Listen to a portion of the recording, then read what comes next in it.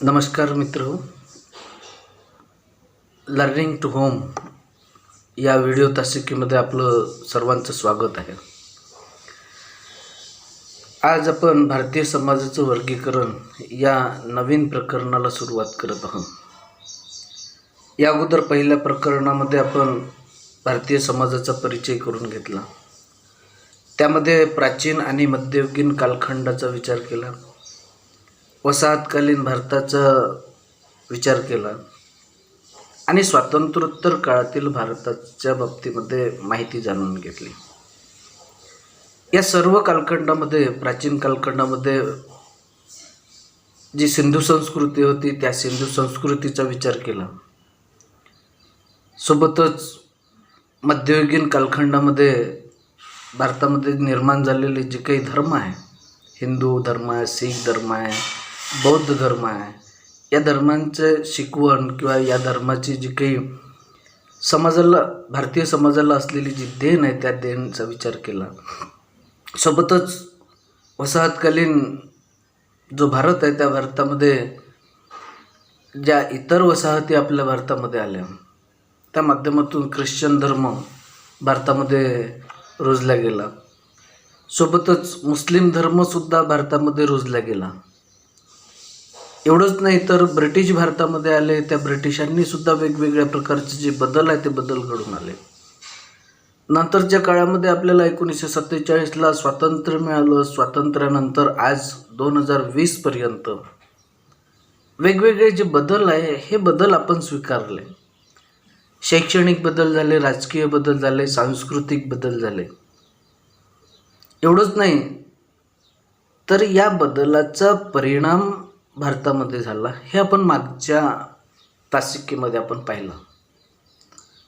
आज आपल्याला भारतीय समाजाचं जे विभाग आहे त्या विभागाचा विचार करायचा आहे, ज्याला वर्गीकरण असं म्हटलं जात असतं.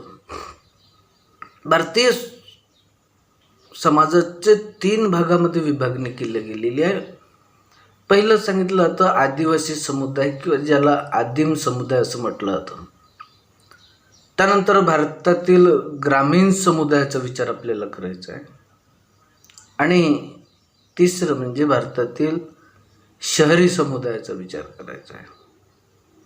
हे तीनही समुदाय आपल्याला अभ्यासासाठी आहेत आणि हे समुदाय जे आहे या समुदायाचा आपण विचार करणार आहोत. या प्रकरणामध्ये आपल्याला आदिम, ग्रामीण आणि शहरी या भारतीय समाजाच्या 3 पैलू आपण अभ्यासणार आहोत. भौगोलिक फरक, सामाजिक, सांस्कृतिक वैशिष्ट्यांच्या आधारे भारतीय समाजाचे ढोबळमानाने 3 भागात वर्गीकरण केलं गेलं. आदिवासी, ग्रामीण आणि शहरी असे हे जे विभाग आहे हे विभाग आदिवासी जमातीची संस्कृती, भाषा, अर्थव्यवस्था आणि धर्म हे वैशिष्ट्यपूर्ण आहे. आदिवासी लोक तुलनेने ग्रामीण आणि शहरी समुदायापेक्षा वेगळे राहतात, अलिप्त राहतात.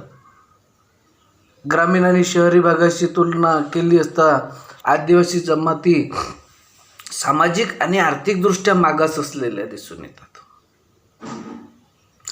त्याचप्रमाणे ग्रामीण आणि शहरी समाजामध्ये भौतिक पर्यावरण, जीवन पद्धती, नियम, मूल्ये, लोकसंख्येची घनता इत्यादी कृती, आर्थिक कृती, दारिद्र्य, जातीव्यवस्था, वर्गव्यवस्था, कौटुंबिक रचना आणि धार्मिक श्रद्धा या साऱ्याच बाबतीमध्ये फरक आढळून येतो, भेद आढळून येतो.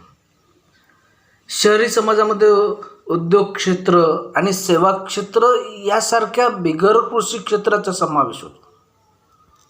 म्हणजे या ठिकाणी शहरी समुदायामध्ये, अर्बन सोसायटीमध्ये आपल्याला काही दिसून येतात सेवा क्षेत्र, बँकिंग क्षेत्र आपल्याला विकसित झालेलं दिसून येतं, शिक्षण क्षेत्र विकसित झालेलं दिसून येतं, वेगवेगळ्या ज्या काही संस्था असतात त्या संस्था निर्माण झालेल्या असतात. सोबतच वस्तूंचं आणि सेवांचं उत्पादन करण्याचं कार्य या शहरी समुदायामध्ये आपल्याला पाहायला मिळते.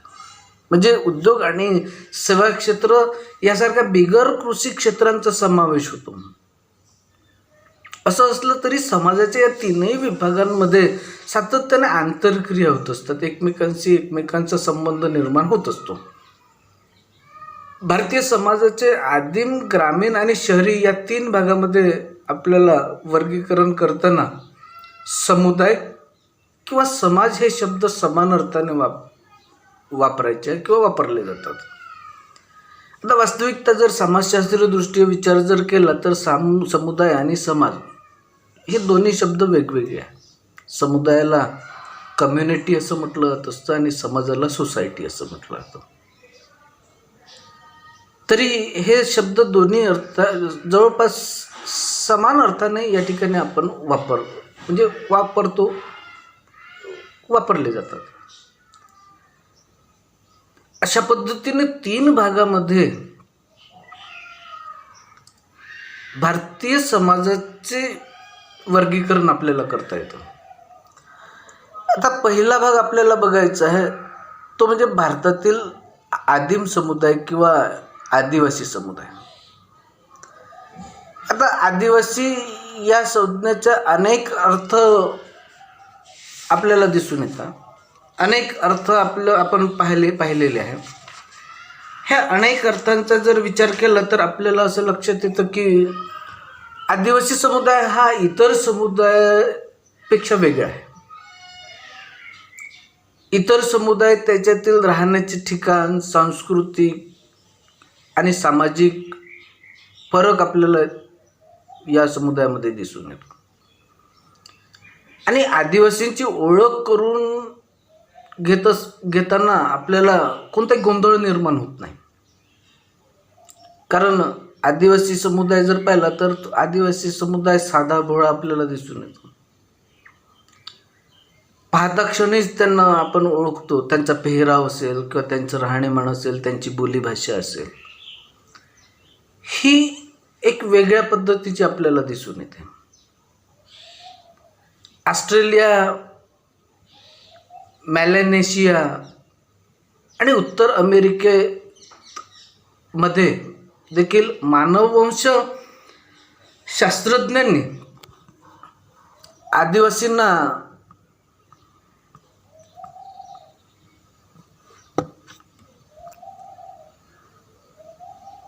आदिवासींचा अभ्यास केलेला दिसून येतो.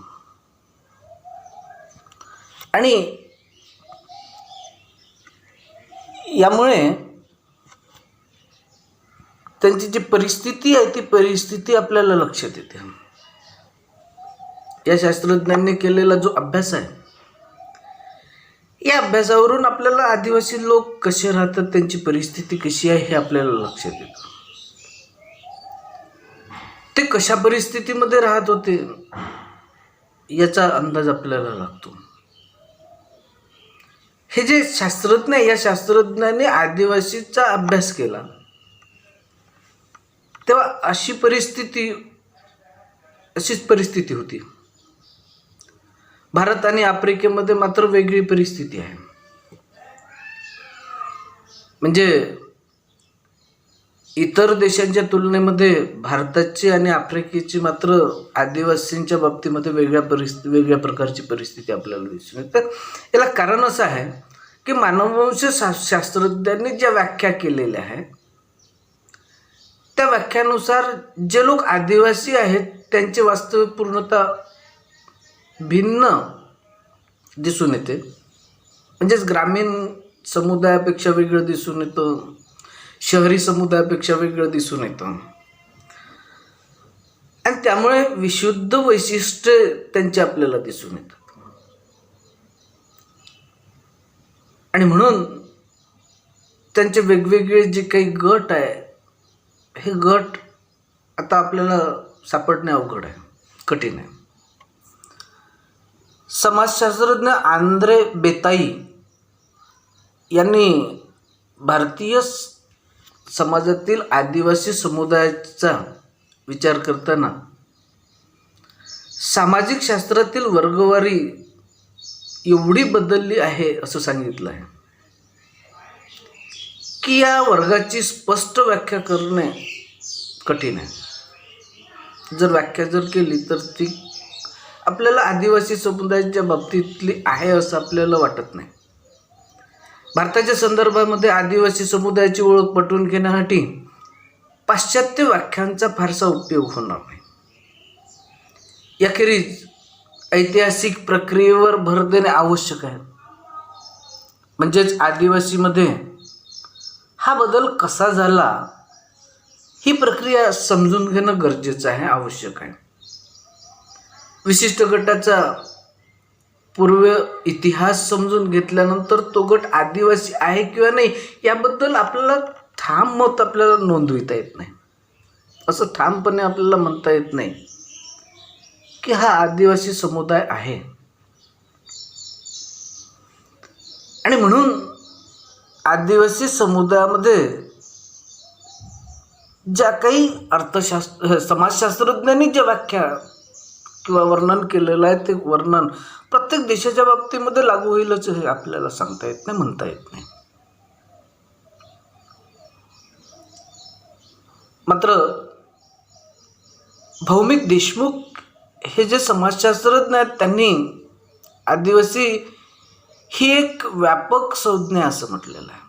व्यापक अर्थाने यामध्ये बहुजिन्सी वांशिक आणि आदिम गटाचा समावेश होतो हे सांगितलं आहे. ते भारताचे मूळचे रहिवासी मानले जात असतात. आदिवासी, आदी म्हणजे अगोदरपासून आणि वासी म्हणजे निवास करणारे. आणि म्हणून देशमुख यांनी काय केलेलं आहे, मूळचे रहिवासी त्यांना मानलेलं आहे, म्हटलेलं आहे. हा भारतातील महत्त्वपूर्ण अल्पसंख्याक लोकसमूह आहे असंही त्यांनी सांगितलेलं आहे. म्हणजे भौमिक देशमुख यांनी त्यांना आदिम किंवा मूळचे रहिवासी असं म्हटलं. आणि भारतातील महत्त्वपूर्ण अल्पसंख्याक आहे. अल्पसंख्याक म्हणजे लोकसंख्येच्या बाबतीमध्ये ते अतिशय कमी लोकसंख्येचे आपल्याला दिसून येतात. त्याचप्रमाणे डेव्हिड हार्डिमन यासारख्या अभ्यासकांनी देखील आदिवासी ही संज्ञा वापरलेली आहे. त्यांच्या मते ही संज्ञा 19व्या शतकातील ऐतिहासिक घडामोडींशी संबंधित आहे. म्हणजे आदिवासी ही जी संज्ञा आहे ती संज्ञा 19वं जे शतक आहे त्या शतकामध्ये ज्या घडामोडी घडून आल्या या घडामोडींशी संबंधित आहे. हार्डिमन यांच्या मते आदिवासी म्हणजे वसाहतीक काळात समान कर्म असलेल्या लोकांचा गट होय. आपण जो वसाहतकालीन भारत आपण पाहिला त्या वसाहत काळामध्ये समान कर्म असलेल्या लोकांचा गट होय. म्हणजे आदिवासींचे जे काही व्यवसाय असायचे ते व्यवसाय सारखे समान असायचे. जसं शिकार करणे, कंदमुळं गोळा करणे किंवा पशुपालन करणे, अशा प्रकारचे साधे साधे कर्म ते करत असायचे. आणि म्हणून वसाहत काळामध्ये समान कर्म असलेल्या लोकांचा गट म्हणजे आदिवासी समुदाय होय असं हार्डिमन यांनी सांगितलेलं आहे. वर्तमान काळामध्ये आदिवासी हा राजकीयदृष्ट्या महत्त्वाचा गट आहे. आता वर्तमान काळाचा जर विचार केला, स्वातंत्र्योत्तर काळाचा जर विचार केला तर हा आदिवासी हा राजकीयदृष्ट्या महत्त्वाचा गट मानला जात असतो. दलितांसह हा समुदाय भारतातील सीमांत समुदायाचा मोठा भाग आहे. भारतामध्ये जी जाती पद्धती आहे त्या जाती पद्धतीमध्ये वेगवेगळ्या प्रकारचे जे काही जाती सांगितल्या गेलेल्या आहेत त्या जातींमध्ये असलेले जे काही दलित जाती आहे त्या दलित जातीबरोबर आदिवासी जाती सुद्धा भारतातील एक समुदायाचा एक भाग आहे आणि तो सीमांत भाग आहे. अशा प्रकारे आदिवासी या संज्ञेच्या वापराबाबत आपल्याला साशंकता निर्माण झालेली दिसून येते. साशंकता आपल्याला दिसून येते. आता नेमकेपणाने सांगायचे जर झाले तर आपल्याला असं म्हणता येतं की समाज वंशज असलेला हा समुदाय आहे, परंतु प्रत्यक्षामध्ये मात्र ही संज्ञा अनेक सामाजिक, आर्थिक, जैविक आणि वांशिक समुदायासाठी वापरली जाते. आता आदिवासींच्या बाबतीमध्ये जर पाहिलं तर आदिवासी हे वेगवेगळ्या प्रकारच्या म्हणजे वांशिक समुदायासाठी आपण वापरू शकतो. पण तरीही आपला आदिवासी समुदाय जो आहे हा आदिवासी समुदाय हा एक वेगळा समुदाय आहे, जो ग्रामीण समुदाय आणि नागरी समुदायापेक्षा वेगळा आहे. आता तुम्हाला हे समजलं असेल की आदिवासी समुदाय हा एक भारतीय विभागाचा एक वेगळा विभाग आहे, भारतीय समाजाचा एक वेगळा विभाग आहे. त्यानंतर आपल्याला बघायचं की आदिवासी समुदाय हा जो आहे हा आदिवासी समुदाय देशामध्ये आपल्याला कुठे कुठे कोणत्या भागामध्ये आपल्याला आढळतो ते आपल्याला बघायचे. आता हिमालयाचा जर विचार केला तर हिमालयामध्ये 3 उपप्रदेश आपल्याला दिसून येतात. हिमालय म्हणजे उत्तरेचा भाग, भारताचा उत्तरेचा भाग.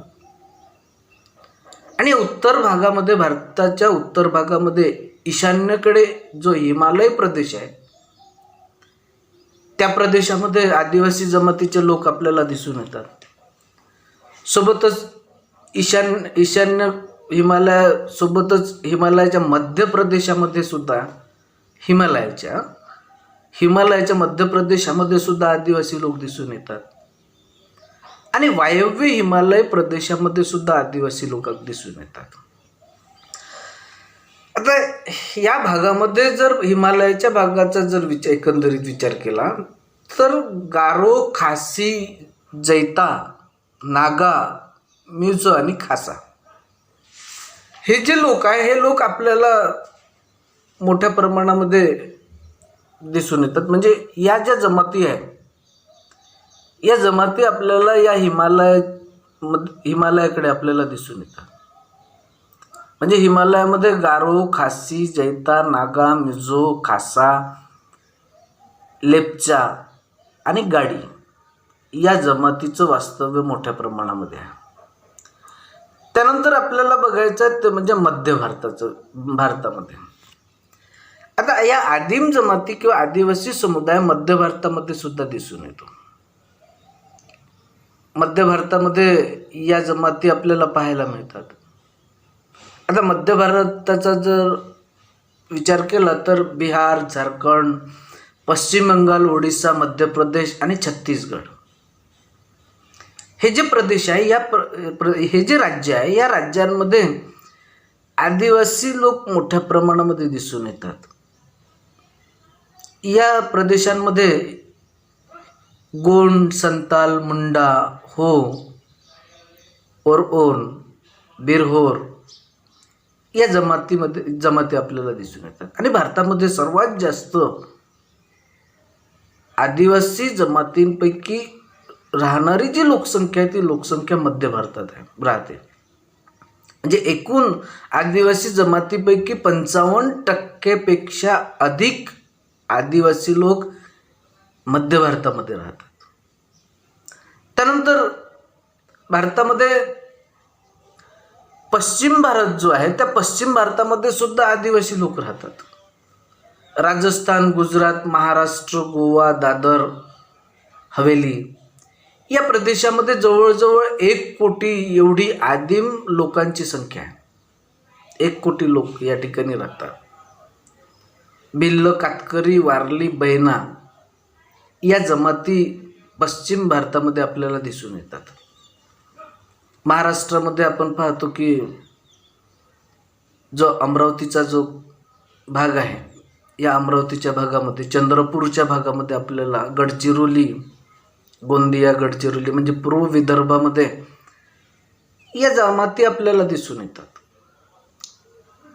मेळघाटमध्ये, अमरावतीतील मेळघाटमध्ये आपल्याला या जमाती आपल्याला पाहायला मिळतात. त्यामध्ये वारली, कातकरी, भिल्ल या जमाती मोठ्या प्रमाणामध्ये दिसून येतात.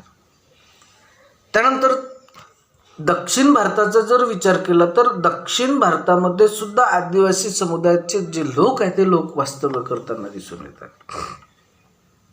दक्षिण भारतामध्ये आंध्र प्रदेश, तेलंगणा, तामिळनाडू, कर्नाटक, केरळ आणि भारतातील 1/6 आदिवासी लोकसंख्या दक्षिण भागामध्ये राहते. म्हणजे 6वा भाग. एकूण आदिवासी लोकांपैकी 6वा भाग हा दक्षिण भारतामध्ये राहतात. आणि दक्षिण भारतामध्ये तोडा, कोटा, येरुला, बदागा, चेंचू, कुरुंबा या जमाती, आदिवासी जमाती त्या ठिकाणी वास्तव्य करतात. सोबतच भारताला लगत असलेले जे काही समुद्रकिनारे आहे, समुद्र आहे, त्या समुद्रांमध्ये असणारी जी काही बेट आहे, अंदमान निकोबार बेट आहे किंवा अरबी समुद्रातील लक्षद्वीप बेट आहे, या बेटांवर सुद्धा आदिवासी आपल्याला दिसून येतात. त्यामध्ये आदिवासींच्या जमातीमध्ये अंदमानी जमात, निकोबारी जमात, ओंगे, जरावा, सेंटिनलीज या जमाती प्रामुख्याने आपल्याला सांगता येतात. आता ह्या ज्या जमाती आहे, या जमाती आपल्याला मोठ्या प्रमाणामध्ये आदिवासी समुदायाच्या दिसून येतात. आता अशा प्रकारचं जे वास्तव्य आहे, हे वास्तव्य आदिवासी समुदायातील लोकांचं आपल्या देशामध्ये दिसून येतं. यानंतर आपल्याला बघायचं आहे ते म्हणजे आदिवासी समुदायाची व्याख्या. आपण पाहिलं की वेगवेगळ्या लोकांनी वेगवेगळे जे काही आपलं जे मत आहे ते मत या ठिकाणी मांडलेलं आहे. तरी काही समाजशास्त्रज्ञ असे आहे की ज्यांनी आदिवासी समुदायाचा विचार केलेला आहे. आदिवासी समुदायामध्ये कशा प्रकारची संस्कृती, कशा प्रकारची जीवनशैली असते हे त्यांनी आपल्या व्याख्येच्या माध्यमातून सांगण्याचा प्रयत्न केलेला आहे. त्यामध्ये आंद्रे बेताई हा समाजशास्त्रज्ञ आहे. या समाजशास्त्रज्ञाने आदिवासी समुदायाची किंवा आदिम समुदायाची व्याख्या करताना सांगितलं की ज्या समाजाच्या विशिष्ट भाषिक मर्यादा आणि सुनिश्चित राजकीय मर्यादा आहे, अशा समाजाला आदिम समाज असं म्हटलं जात असतं किंवा आदिवासी समुदाय असं म्हटलं जातं. त्यांनी 2 गोष्टी या ठिकाणी आदिम समुदायाच्या सांगितलेल्या आहेत. त्या म्हणजे या आदिवासी समुदायामध्ये भाषिक मर्यादा असते. म्हणजे वेगवेगळ्या जमातीच्या वेगवेगळ्या भाषा असतात. कोरकू लोक कोरकू भाषा बोलतात, गोंड लोक गोंडी भाषा बोलतात किंवा भिल्ली भाषा बोलतात. त्याचप्रमाणे सुनिश्चित अशी त्यांची राजकीय मर्यादा आहे. राजकीय दृष्ट्या जर आपण पाहिलं तर त्यांच्यामध्ये पंचायत आपल्याला दिसून येते, जमात पंचायत आपल्याला दिसून येते. आणि या जमात पंचायतीच्या माध्यमातून त्यांचं जे राजकीय कार्य आहे ते कार्य चालतं. अशा प्रकारे भाषिक मर्यादा आणि सुनिश्चित राजकीय मर्यादा ज्या समुदायामध्ये आहे त्या समुदायाला त्यांनी आदिम समुदाय असं म्हटलं गेलं आहे. आता राजकीय मर्यादा म्हणजे समाजातील सदस्यांसाठी वर्तनाच्या सुनिश्चित पद्धती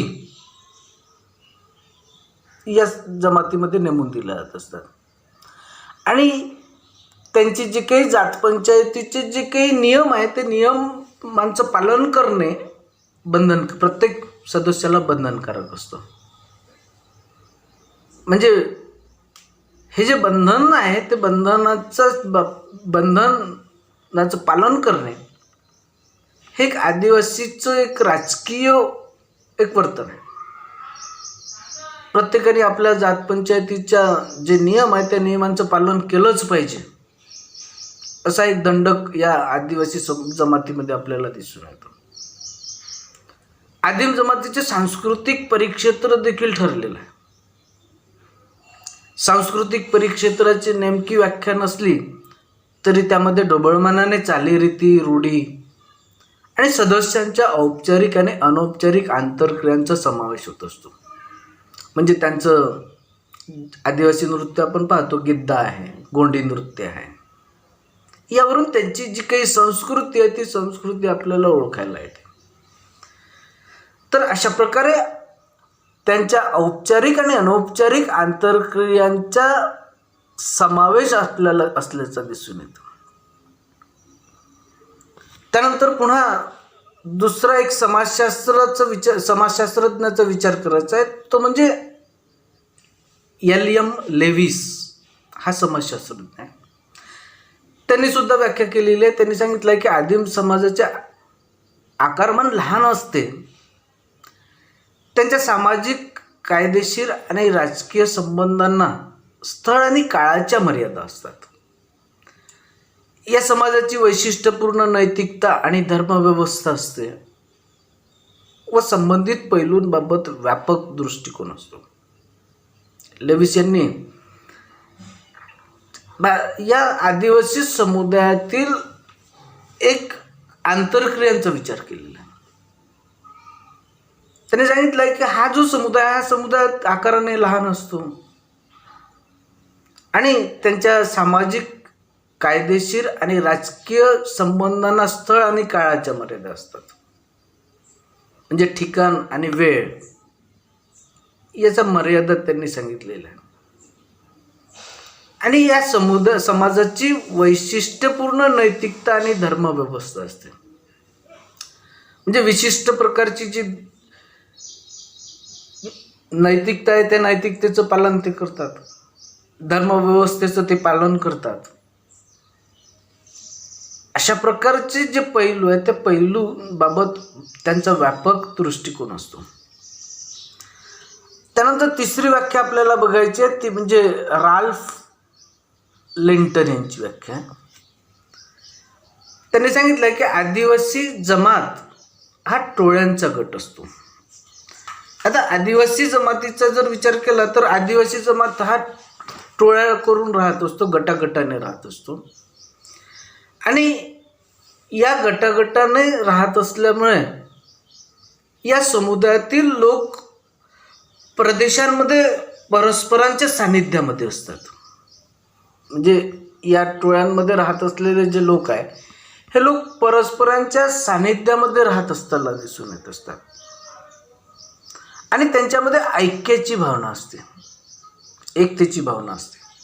म्हणजे जे गोंडी लोक आहे, गोंड लोक आहे किंवा जे वारली लोक आहे यांच्यामध्ये एकतेची भावना असते. ते एकोप्याने राहत असताना दिसून येतात, ऐक्याची भावना असते. ही ऐक्याची भावना समान संस्कृती, सातत्याने येणारा संपर्क आणि समान गरजातून निर्माण होत असते. अशा पद्धतीने आदिवासी समुदायाच्या ज्या व्याख्या आहेत त्या व्याख्या आपल्याला पाहता येतात.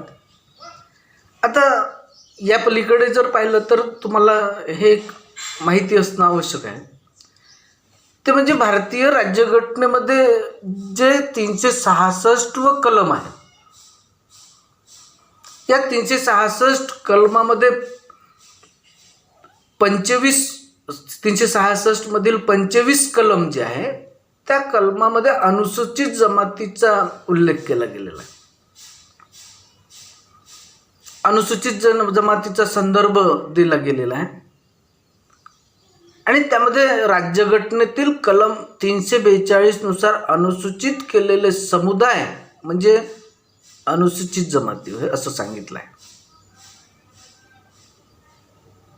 आणि या कलमानुसार भारताच्या राष्ट्रपतींनी जाहीर केल्यानुसार अनुसूचित जमातीची वैशिष्ट्य सांगितलं गेलेली आहे की ज्यावरून आपल्याला भारतातील आदिवासी लोक ओळखायला येऊ शकतात किंवा आदिवासी लोक कशा पद्धतीचे असतात, राहणीमान त्यांचं कसं असतं, त्यांचे गुणवैशिष्ट्य कसे असतात हे आपल्याला सांगता येतं. या जमातीची वैशिष्ट्य आपल्याला पाहता येतात. त्यामध्ये पहिलं वैशिष्ट्य आपल्याला सांगता येतं ते म्हणजे आदिम गुणवैशिष्ट्य. यांची जी गुणवैशिष्ट्य जर पाहिलं तर त्यांचं राहणीमान हे साधं असतं, जुन्या पद्धतीचं असतं, त्यांचा पेहराव वेगळ्या पद्धतीचा असतो. म्हणजे आदिम अशा पद्धतीची गुणवैशिष्ट्य त्यांच्यामध्ये दिसून येतात. त्यानंतर दुसरं एक वैशिष्ट्य आपल्याला सांगता येतं ते म्हणजे भौगोलिक अलिप्तता.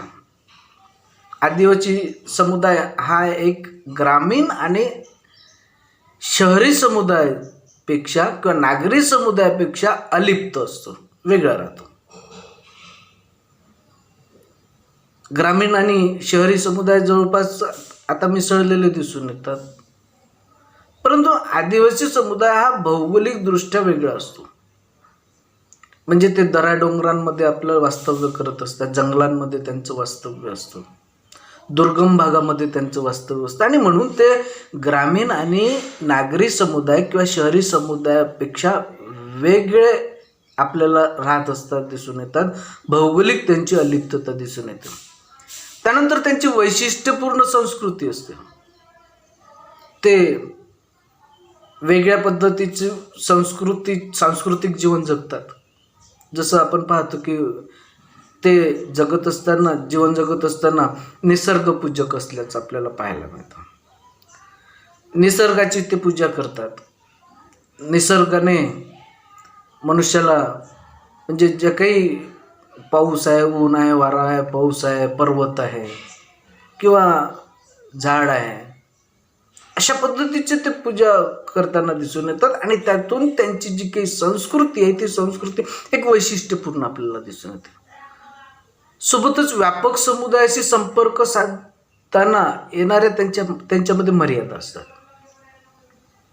ते जर समजा ग्रामीण समुदायाशी किंवा जर समजा नागरी समुदायाशी जर समजा संपर्क जर साधत असले किंवा साधताना जर समजा दिसले तर त्यांच्यामध्ये मर्यादा तयार होत असतात. म्हणजे आपण एखाद्या ठिकाणी नवीन जर गेलं तर आपल्याला असं वाटतं ना की कसं एखाद्या श्रीमंतच्या घरी जर आपण जर गेलो तर आपण चुपचाप बसतो. म्हणजे आपण काहीच हालचाल करत नाही. म्हणजे आपल्याला त्या वर्तणुकीमध्ये काय येतात, मर्यादा येत असतात. अशा पद्धतीने व्यापक समुदायाशी संपर्क साधत असताना आदिवासी समुदायांना सुद्धा मर्यादा येताना दिसून येतात.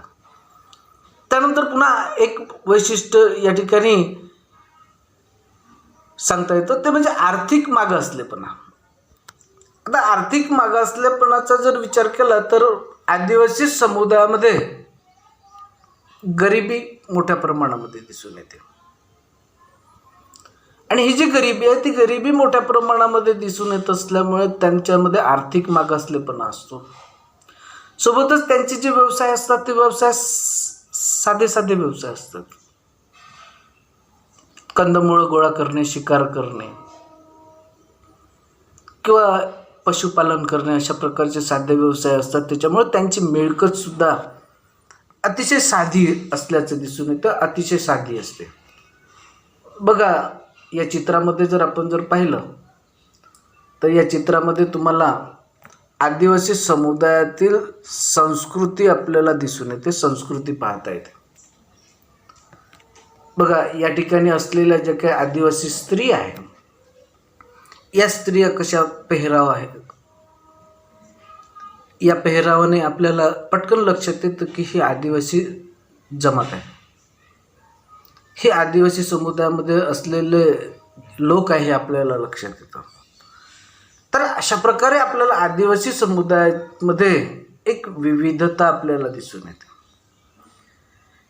एवढंच नाही तर आदिवासी समुदायाचा जर पुन्हा जर सखोल जर अभ्यास जर केला तर आपल्याला असं लक्षात येतं की आदिवासी समुदायाच्या विविध ज्या वेगवेगळ्या व्याख्या आपण पाहिल्या किंवा वेगवेगळ्या समाजशास्त्रज्ञांनी व्याख्या केल्या त्यांचा अभ्यास जर केला तर भारतातील आदिवासी जमाती या व्याख्यांमध्ये बसत नाही. भारतामध्ये जर आदिवासींचे जर समजा जनजीवन जर पाहिलं तर या व्याख्येनुसार दिसत नाही. अनुसूचित जमाती या संज्ञेचा अर्थच असा आहे की हे समुदाय दूरवर टेकड्यांवर राहतात, मैदानी भागांमध्ये ज्या ठिकाणी या जमातीचे वास्तव्य आहे तेथेही त्यांचे स्वतंत्र अस्तित्व आहे, तिथे त्यांचे विलगीकरण झाले आहे म्हणजेच मैदानी भागातील इतर लोकांसह आदिम जमाती मिळून मिसळून राहत नाही. आता आपण व्याख्यांमध्ये पाहिलं की ते गटागटाने राहतात, मिळून मिसळून राहतात, परंतु भारतामध्ये अशा पद्धतीचं दिसत नाही. आज मात्र आपण पाहतो की ग्रामीण भागामध्ये निवडक असे आदिवासी आपल्याला ग्रामीण भागामध्ये त्यांचं जनजीवन म्हणजे सरमिसळीत झालेलं दिसून येतं. त्यांचा कोणताही धर्म असू शकतो, तर कोणत्याही धर्मामध्ये ख्रिश्चन धर्म त्यांनी स्वीकारलेला दिसतो, काही हिंदू धर्म स्वीकारलेला आपल्याला दिसून येतो, काही बौद्ध धर्म स्वीकारलेला दिसून येतो. म्हणजे त्यांचा विशिष्ट धर्म आहे आपल्याला असं म्हणता येत नाही, कोणत्याही धर्मामध्ये ते समाविष्ट झालेले दिसून येतात. थोडक्यात एखाद्या जमातीला अनुसूचित जमात ठरविण्यासाठी काही विशिष्ट निकष लक्षात घ्यावे लागतात. राज्यघटनेच्या माध्यमातून हे जे निकष आहे, ह्या निकषांचा जर विचार केला तर आपल्याला सांगता येतं की या समुदायाची वैशिष्ट्यपूर्ण भाषा असावी लागते. जसं गोंड असेल तर गोंडी भाषा बोलणारे असतात, कोरकू असेल तर कोरकू भाषा बोलणारे असतात. आणि त्या समुदायाची वैशिष्ट्यपूर्ण भाषा, धार्मिक श्रद्धा आणि संस्कृती आदिम स्वरूपाची असणे आवश्यक असतं, म्हणजे जुन्या पद्धतीची असणे आवश्यक असतं. त्यानंतर पुन्हा एक सांगता येतं ते म्हणजे त्यांचे अस्तित्व अलिप्त असणे गरजेचे असते. म्हणजे त्यांचं जे राहणं आहे ते राहणं ग्रामीण समुदाय शहरी समुदायाच्या वेगळं असणे आवश्यक असतं. असा समुदाय इतर जाती अथवा समुदायाच्या सानिध्यात राहत असेल तरी अनुसूचित होण्यासाठी तो त्या समुदायाशी मिसळलेला असून चालणार नाही. म्हणजे त्यांचे अस्तित्व अलिप्त असणे गरजेचं आहे. आणि असा समुदाय इतर जाती अथवा समुदायाच्या सानिध्यात राहत असेल तरी अनुसूचित होण्यासाठी तो त्या समुदायाशी मिसळलेला असून चालणार नाही. जर समजा तो जर ग्रामीण भागामध्ये जर राहत असेल किंवा नागरी समुदायामध्ये जर समजा राहत असेल तर आपल्याला तो अनुसूचित जमाती आपल्याला म्हणता येत नाही. त्यानंतर शैक्षणिक आणि आर्थिकदृष्ट्या हा समाज अत्यंत मागास असणे हा महत्त्वाचा निकष आहे. आदिवासी समुदायातील जे लोक आहेत ते लोक शैक्षणिकदृष्ट्या मागास असतात, सोबतच आर्थिकदृष्ट्या मागास असतात, गरीब असतात.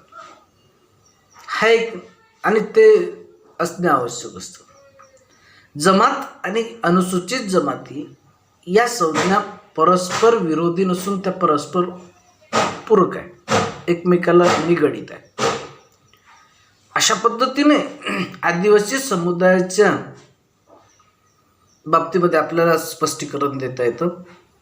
आदिवासी समुदायातील जे काही एक प्रकारचे जे निकष आहेत ते निकष आपल्याला लक्षात येतात. त्यानंतर आपल्याला बघायचं ते म्हणजे भारतीय आदिवासींची भौगोलिक विभागणी. आता भारतीय आदिवासींची भौगोलिक विभागणी आपल्याला बघायची आहे.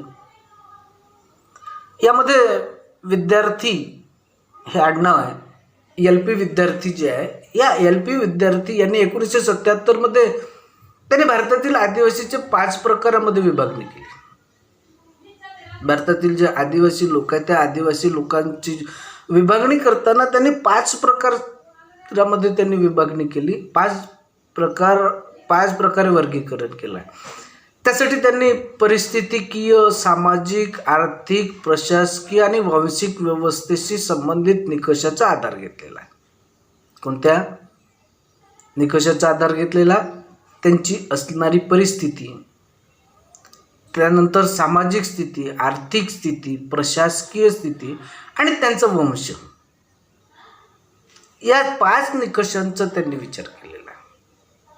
आपण पाहिलेलं आहे की भारतीय समाजामध्ये काय की वेगवेगळ्या प्रदेशामध्ये आदिवासी लोक राहतात. वेगवेगळ्या प्रदेशामध्ये आदिवासी लोक वास्तव्य करताना दिसून येतात. म्हणजे हिमालयामध्ये, उत्तर भारतामध्ये म्हणा, पूर्व भारतामध्ये, मध्य भारतामध्ये, त्यानंतर दक्षिण भारतामध्ये वेगवेगळ्या प्रकारचे आदिवासी कशा प्रकारचे कोणकोणत्या जमाती राहतात हे आपण या मागील तक्त्यामध्ये आपण पाहिलेला आहे. आणि हिमालय असेल, मध्य भारत असेल, पश्चिम भारत असेल किंवा दक्षिण भारत असेल किंवा वेगवेगळे जे बेट आहेत त्या बेटांमध्ये वेगवेगळे आदिवासी कशा प्रकारचे राहतात हे आपण पान क्रमांक 26 मधल्या वरच्या तक्त्यामध्ये आपण पाहिलेलं आहे, ते समजून घेतलेलं आहे. आता आपल्याला काय करायचं, एक कृती करून बघायची आहे. त्यामध्ये पहिली कृती आपल्याला करायची आहे ती म्हणजे प्रत्येकी 5 विद्यार्थ्यांचं गट करायचा. आपले जे मित्र आहे त्या 5 मित्र गोळा करायचे. भारतातील आदिम जमातीच्या भौगोलिक वर्गीकरणाचा तक्त्याचा आधार घ्यायचा आणि हा जो तक्त्याचा आधार आहे हा आधार घेऊन काय करायचं आहे की त्यातील कोणती जमात आहे, म्हणजे हिमालयामध्ये असणारे जे काही गारो, खासी, जैता, नागा, मिझो, कासा, लेप्चा ह्या जमाती आहे, की मध्य भारतातलं गोंड, संथाल, मुंडा, हो, ओरोन किंवा बिरहोर या जमाती आहे, किंवा मध्य भारतामध्ये असणाऱ्या भिल्ल, कातकरी, वारली, बैना या जमाती आहे. पश्चिम भारतामध्ये असणाऱ्या भिल्ल, कातकरी, वारली, बैना सोबतच मध्य भारतामध्ये गोंड, संथाल, मुंडा या जमाती आहे, किंवा बेटांमध्ये असणाऱ्या जे काही अंदमानी निकोबारी, ओंगे, जरावा या जमाती आहे, किंवा पश्चिम भारतामध्ये असणाऱ्या तोडा, कोटा, इरुला, बदागा, चेंबू या जमाती आहे. या जमातींची आपल्याला निवड करायची आहे आणि त्या जमातीच्या संस्कृतीवर आपल्याला काय करायचं आहे, लिखाण करायचं आहे. त्यांची संस्कृती कशी आहे. आता संस्कृतीमध्ये काय येईल की ते कोणते व्यवसाय करतात, त्यांचं राहण्याची जी काही एक प्रकारची पद्धती आहे ती पद्धती कशी आहे. त्यानंतर त्यांच्यामध्ये सांस्कृतिक कशा प्रकारचं, म्हणजे संस्कृती कशा प्रकारचे त्यांचे, म्हणजे ते कोणकोणते सण साजरे करत असतात, त्यांच्यामध्ये कोणते मूल्य आहे, प्रमाणके आहे, ते कोणकोणत्या नियमांचं पालन करतात, किंवा कशा पद्धतीने ते म्हणजे आपलं जीवन व्यतीत करतात याविषयीचं जी संस्कृती आहे ती संस्कृती आपल्याला अभ्यासायची आहे. तर माझी अपेक्षा आहे की आपण अशा प्रकारचे जमातीचा निवड कराल आणि ही निवड करून तुम्ही या जमातीच्या बाबतीमध्ये एक प्रकारे काय कराल की जी माहिती आहे ती माहिती गोळा कराल. आता ही जी माहिती आहे ती माहिती गोळा केल्यानंतर आपल्याला काय दिसून येईल की त्यांची संस्कृती आपल्याला लक्षात येईल. जसं हे जे चित्र आहे ते चित्र बघा. या चित्रामध्ये बघा त्यांचा पेहराव कसा आहे, त्यांनी कशा पद्धतीचे ते राहतात आणि यावरून त्यांची संस्कृती दिसून येते. यानंतर आपल्याला बघायचं आहे ते म्हणजे आदिवासी समुदायाची वैशिष्ट्य. हे जे लोक आहे, हे चित्र जे आहे ते चित्र गोंड जमातीच्या लोकांचं आहे. गोंडी भाषा बोलतात आहे. कदाचित तुमच्या गावामध्ये जर समजा गोंड व्यक्ती जर समजा असेल तर त्यांची भेट घ्या. ते गोंडी भाषा कशा पद्धतीची असते त्याचं थोडंसं अध्ययन करा आणि गोंडी भाषेतील त्यांचं एक गोंडी भजन त्यांच्याकडून म्हणून घ्या, म्हणजे तुम्हाला त्यांची संस्कृती थोडी लक्षात येईल. आता आदिवासी समुदायाची वैशिष्ट्यांचा आपल्याला विचार करायचा आहे. हे आदिवासी समुदायाचे वैशिष्ट्य जर पाहिली तर काही मूलभूत वैशिष्ट्य यांचे आपल्याला दिसून येतात. पहिलं वैशिष्ट्य आपल्याला सांगता येतं ते म्हणजे भौगोलिक अलिप्तता. जे वेगवेगळे समाजशास्त्रज्ञ आहेत त्या समाजशास्त्रज्ञांनी काय केलेलं आहे की त्यांची वेगवेगळी वैशिष्ट्य सांगितलेली आहे. त्यामध्ये भौगोलिक अलिप्तताचा विचार आपण केलेला आहे. आता आदिम जमातीचं वैशिष्ट्य जर पाहिलं तर भौगोलिक प्रदेशांमध्ये जे राहत असतात ते एका विशिष्ट भौगोलिक प्रदेशात राहतात.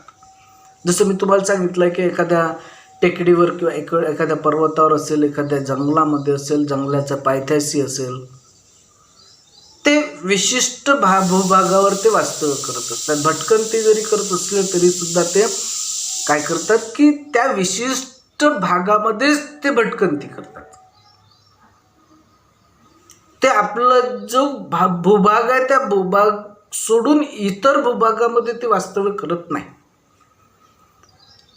म्हणजे जंगलामध्ये किंवा डोंगराळ भागामध्ये किंवा वेगवेगळे प्रकारचे जे काही पाडे आहेत ते पाड्यांमध्ये ते राहतात. भिल्ल जर यवतमाळ जिल्ह्यामध्ये गेले तर यवतमाळ जिल्ह्यांमध्ये तुम्हाला वेगवेगळ्या प्रकारचे जे काही बंजारी लोक आहेत त्या बंजारा लोकांचे पाडे दिसून आहे. एक गाव वेगळं असतं आणि गावाच्या बाहेर एक पाडा वेगळा असतो. त्यांची वसाहत वेगळी असते, राहणं वेगळं असतं. यांना पाडा असं म्हटलं जात असतं. असे पाड्यांमध्ये ते राहतात. आज मात्र अनेक आदिम लोकांनी ग्रामीण आणि शहरी भागामध्ये स्थलांतर केलं.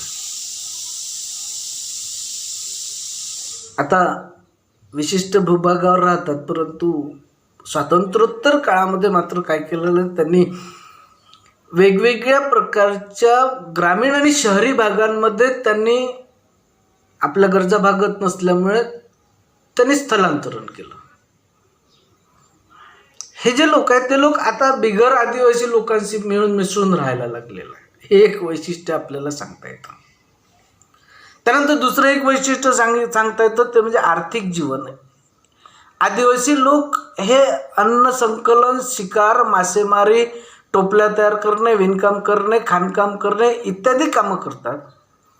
याबरोबरच ते प्राथमिक आणि स्थलांतरित शेतीसुद्धा करत असतात. स्थलांतरित शेती म्हणजे काय, एकदा एका जागेवर जर समजा शेती केली असेल तर ही शेती केल्यानंतर दुसऱ्यांदा त्याच जागेवर ती शेती करत नाही, दुसऱ्या जागेवर ती शेती केली जात असते. याला स्थलांतरित शेती असं म्हटलं जात असतं. आणि त्यांचे आर्थिक जीवन पारंपरिक तंत्रावर आधारित असते. त्यामुळे शेतीचे उत्पादन त्यांचं कमी असतं. म्हणजे परंपरागत शेती करत असतात. नवनवीन बियांचा, संकरित बियांचा ते वापर करत नाही. आणि हे लोक प्रामुख्याने वस्तुविनिमय पद्धतीचा वापर करतात. म्हणजे एका वस्तूच्या मोबदल्यामध्ये दुसरी वस्तू देणे. जर समजा एखाद्याला जर समजा तेल पाहिजे असलं तर आदिवासी लोक केलेली जी शिकार असते ती शिकार त्या व्यक्तीला देतात आणि त्या व्यक्तीकडून काय केलं जात असतं, आदिवासी तेल घेत असतात. म्हणजे वस्तूला वस्तू देणे, आपल्याजवळची वस्तू देणे आणि इतरांजवळची वस्तू घेणे, याला वस्तू विनिमय पद्धती असं म्हटलं जात असतं. या वस्तू विनिमय पद्धतीचा ते वापर करतात. आणि या समाजामध्ये पायाभूत सोयीसुविधांची कमतरता असते. विपणन म्हणजे बाजार जो असतो तो बाजार, त्या ठिकाणी बाजाराच्या सोयी उपलब्ध राहत नाही. या समाजामध्ये साक्षरतेचं प्रमाण कमी असते, अशिक्षितपणा मोठ्या प्रमाणामध्ये असतो. आदिवासी लोकांमध्ये आरोग्याचे जे प्रमाण आहे ते प्रमाण म्हणजे आरोग्य जे आहे ते आरोग्य व्यवस्थित राहत नाही, अनारोग्याचं प्रमाण असतं. कुपोषण आपल्याला दिसून येते. जर समजा तुम्ही अमरावती जिल्ह्यामध्ये मेळघाटमध्ये जर गेले तर मेळघाटमध्ये कुपोषणाची परिस्थिती मोठ्या प्रमाणामध्ये पाहायला मिळते. किंवा चंद्रपूर जिल्ह्यामध्ये जर किंवा मध्य प्रदेशामध्ये तुम्ही जर गेले तर या ठिकाणी अनारोग्य त्यांचं फार मोठं दिसतं. कारण ते जादूटोणांवर फार मोठा विश्वास करतात. जादूटोणा हा त्या म्हणजे आंतरिक मांत्रिकांवर ते जास्त विश्वास करताना दिसून येतात. आणि त्यामुळे काय होतं की ते डॉक्टरकडे न जाता मांत्रिकाकडे जात असतात आणि त्यामुळे त्यांच्यामध्ये अनारोग्य दिसून येतं. अशा कारणांमुळे आदिवासी लोक आर्थिकदृष्ट्या मागास असतात. आणि म्हणून आर्थिकदृष्ट्या मागास असण्याचं एक आपल्याला त्यांचं एक कारण सांगता येतं. त्यानंतर आपल्याला तिसरं एक वैशिष्ट्य बघता येतं ते म्हणजे अस्मितेची जाणीव. आता आदिवासी जे लोक आहेत ते लोक स्वतःची वैशिष्ट्यपूर्ण ओळख जपण्याचं कार्य करतात. जसं वरच्या आपण चित्रामध्ये आपण पाहिलं की त्या ज्या काही महिला आहेत त्या महिला एक विशिष्ट पद्धतीचा पेहराव करून आणि हा जो पेहराव आहे, हा पेहराव एक त्यांची स्वतःची एक वैशिष्ट्यपूर्ण ओळख आहे. आणि या अस्तित्वामुळे आदिवासी समुदायातील लोक काय करतात, परस्परांशी जोडले जात असतात, एकमेकांशी निगडीत असतात. विशिष्ट भौगोलिक सीमा हे आदिवासी समुदायाच्या अस्मितेचं मूळ आहे आणि अस्मितेच्या जाणीवेमुळेच आदिवासी जमातीचे अस्तित्व टिकून आहे.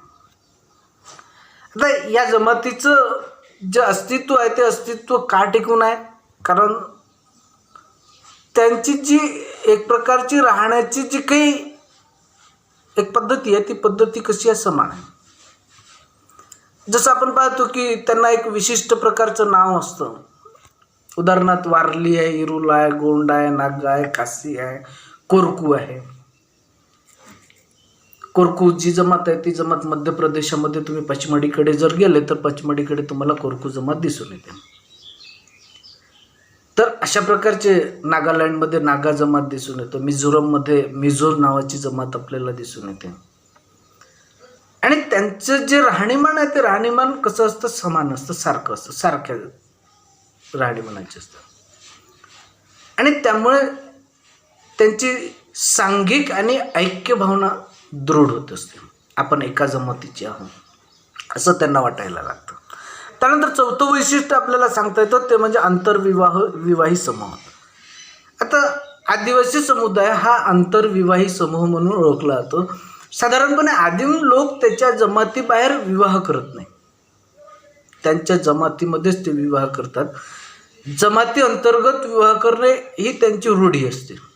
आदिम जमातीतील विवाह जमातीच्या आंतरविवाह नियमानुसार होत असतात.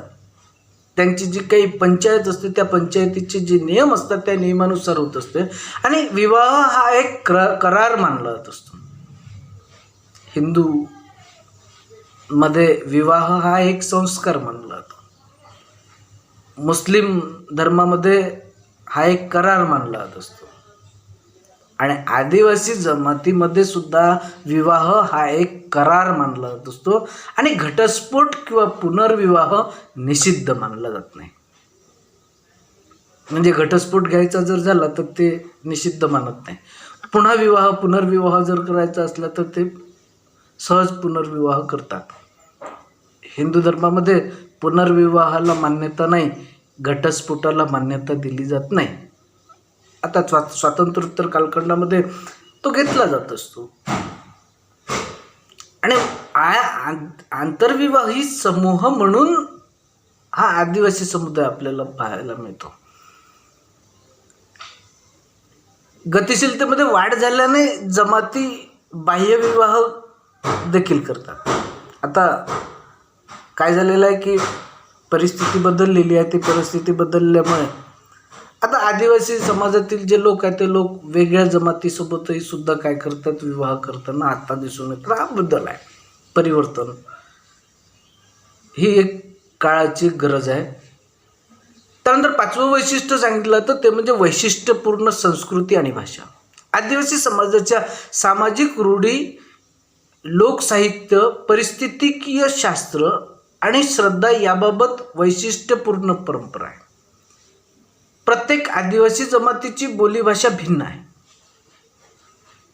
तरी जमाती व्यतिरिक्त इतरांशी संवाद साधण्यासाठी ते प्रादेशिक भाषेचा वापर करतात. आता मी पहिलेच सांगितलं तुम्हाला की वारली जे आदिवासी जमात आहे ही वारली जमात वारली नावाची एक भाषा बोलते. ही लिपिबद्ध भाषा नाही आहे, मुखोद्गत भाषा आहे, मौखिक भाषा आहे. गोंडी भाषा बोलतात. त्यानंतर म्युझो भाषा बोलतात. वारली भाषा बोलतात किंवा संथाली भाषा बोलतात. त्यांची भाषा, बोलीभाषा प्रत्येक आदिवासी जमातीची वेगवेगळी आहे.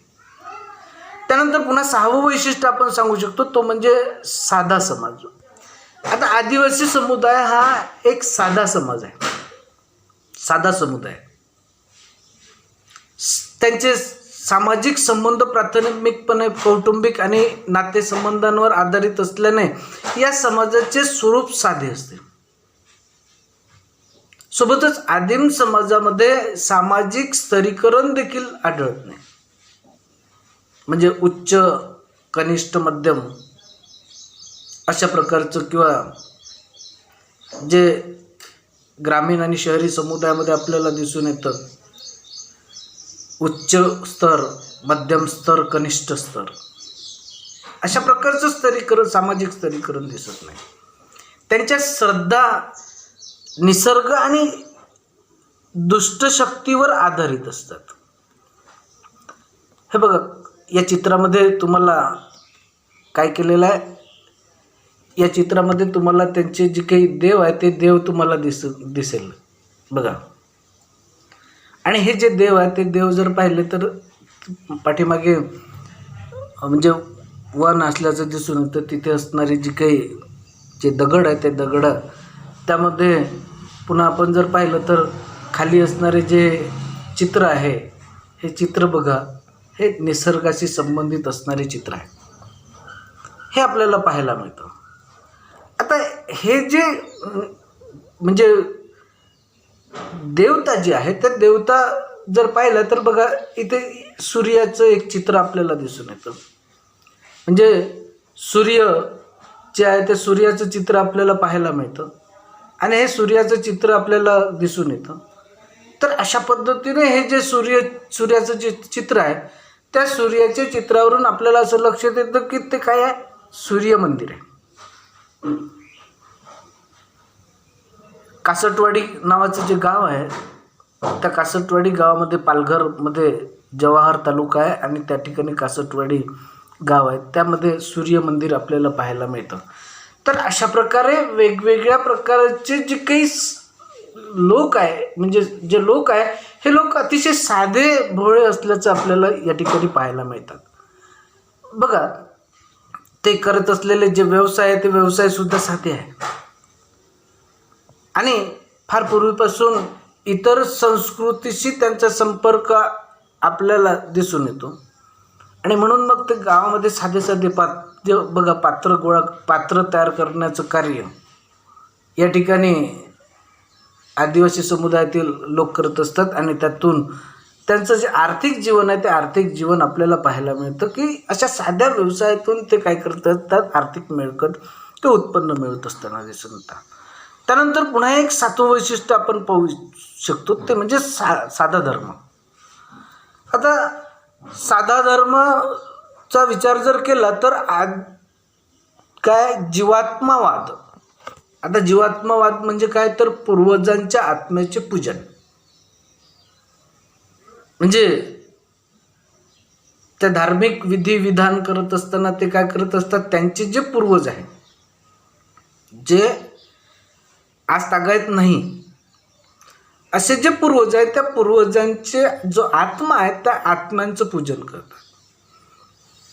त्यानंतर चेतनावाद. दगड असेल, लाकूड असेल, यासारख्या कोणत्याही निर्जीव वस्तूवर काय करतात, श्रद्धा ठेवतात. जसं सूर्य मंदिर आपण पाहिलं, त्या सूर्य मंदिरामध्ये एक दगड आहे, त्या दगडाला सूर्याचं एक चित्र काढलेलं आहे, आकार दिलेला आहे, त्या आकारावरून किंवा त्या लाकडावर तशा पद्धतीचा आकार दिलेला आहे आणि त्या आकाराच्या ह्याच्यामध्ये काय केलं जातं की ते देव म्हणून काय करत असतात, पूजा करत असतात, ईश्वर म्हणून ते पूजा करत असतात. त्यानंतर कुलप्रतिवाद. पूर्वज म्हणून वृक्ष किंवा प्राण्यांवर ते श्रद्धा ठेवतात. म्हणजे जे काही निसर्गामध्ये असणारे जे काही वृक्ष, मोठमोठे वृक्ष आहे, झाडं आहे, हे झाडांना ते काय करतात, पूर्वज मानतात, आपले ते पूर्वज आहे असं मानतात. म्हणजे जर समजा त्यांच्या पंजोबाच्या वेळेला जर समजा ते झाड जर समजा लावलं गेलं असेल, तर आज जर समजा ते असेल, पंजोबा नसेल, तर ते त्या झाडाला पंजोबा मानतात. म्हणजे कुलप्रतीकवाद याला म्हटलं जात असतं. किंवा ते जे प्राणी आहेत त्या प्राण्यांवर सुद्धा त्यांची श्रद्धा असते.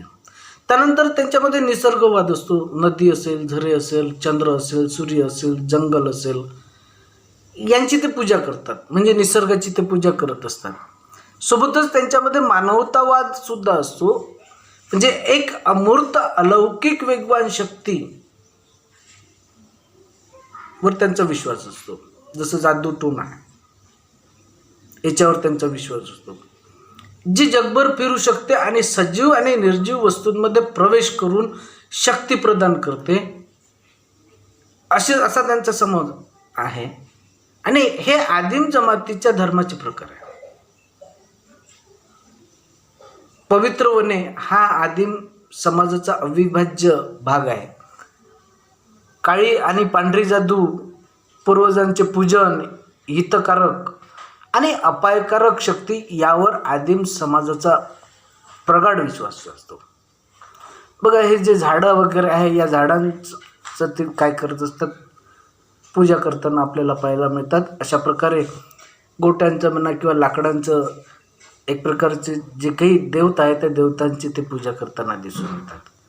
तर अशा प्रकारे वेगवेगळ्या प्रकारची जी पूजा आहे ती पूजा ते करताना दिसून येतात. या चित्रामध्ये सुद्धा तुम्हाला ते त्यांचा जो धार्मिक जी विधिविधान आहे ते विधिविधान तुम्हाला दिसून येईल.